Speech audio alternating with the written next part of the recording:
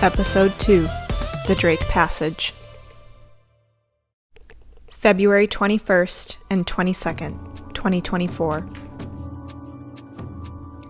Pounding rain lashes the weather-worn windows of the observation lounge as we sail on our quest to conquer the Drake Passage. Booming thunder claps like an angry god exacting revenge for our trespass into these little-traveled waters. Lightning cracks across the midnight sky in swaths of flickering fury.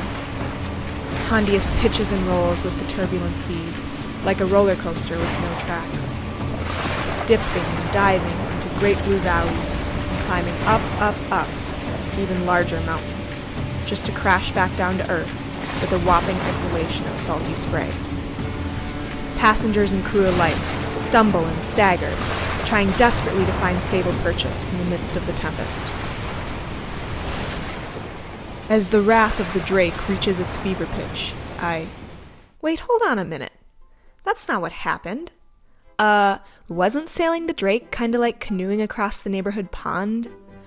Sorry to disappoint all you intrepid adventurers, but the Drake Passage didn't exactly live up to its terrifying hype. If you're not particularly familiar with the Drake, it's infamous for producing some of the roughest seas in the world, affectionately referred to by fellow Antarctic explorers as the Drake Shake. A lesser-known moniker refers to the state of the Drake in its happier days, the Drake Lake. Fortunately, or unfortunately, depending on how you look at it, we had the calmest Drake Lake of the entire 2023-2024 Antarctic season. Hondius' staff continually reminded us how insanely calm the conditions were for this area. Well, I guess I'll have to rely on another trip to test out that seasickness theory. Hondius is small enough that she rocks in a gentle and soothing manner, even with the low seas. As a certified insomniac, this is like a sleeping pill with 100% success and 0 side effects. Even with the perfect seas, it takes at least 2 full days of sailing the Drake to reach the South Shetland Islands, which are the northernmost islands that are still considered part of Antarctica. Since this expedition is completely off-grid, the staff fill our time with interesting lectures about all of the things we will see and experience in the coming weeks.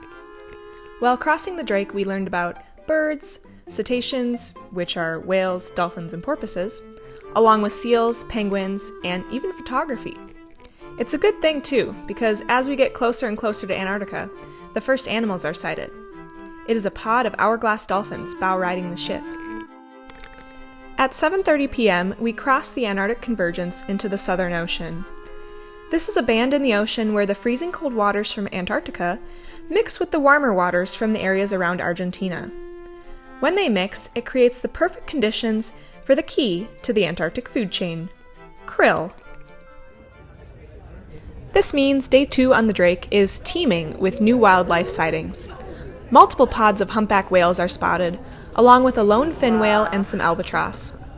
Albatrosses are the giants of the sky, in the same way that whales are the giants of the ocean. Some albatrosses' wingspans can reach up to 12 feet. As we sail along, the first icebergs also appear, dotted here and there across the vast ocean surrounding the ship. Stepping out on deck feels noticeably chillier after crossing the convergence. That doesn't stop us from enjoying the salty breeze and the beautiful sunsets over the water as we get to know each other. On a ship of only 150 passengers, it doesn't take too long. I talk shop with Pete, a guy from Minnesota who now lives in California, and spears 200-pound fish for fun. My proud walleye pictures hardly compare, but it's still a fun conversation. Pete is also a scuba diver like me, except he'll actually be diving on this trip. I'm super excited to make this friend so I can live vicariously through him when it comes to the world beneath the sea ice. Day 2 on the Drake brings another challenge, which we're all starting to see is a fixture of Antarctic expeditions. We put on that shit happens expedition attitude for a second time as Pippa tells us about the move to Plan C. Apparently, a passenger has had a medical emergency that will require surgery. Our hearts stop. Medical facilities are essentially non-existent in Antarctica. Our ship's doctor can handle the minor things, but anything major will require a return to Argentina. Is it possible our trip will be over before it even begins? In a fantastic stroke of luck, we happen to be perfectly positioned for a little detour to King George Island, one of the South Shetlands. King George Island has the largest concentration of Antarctic bases, and one other thing. A teeny tiny little airport where a plane that's already on its way can swoop up our sick passenger and bring him back to Argentina. Crisis averted. A little further behind, and we would have had to turn around and sail back to Argentina.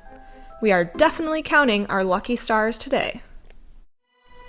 As Hondius gently rocks us to sleep, we dream of what tomorrow will bring.